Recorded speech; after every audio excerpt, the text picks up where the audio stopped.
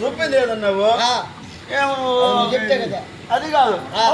అన్నావు రుబ్బిందన్నావు అదే దబ్బేది అబ్బింది రోలు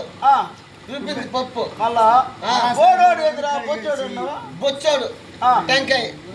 బోడోడు కోడిగుడ్డు కోడిగుడ్డు అవునా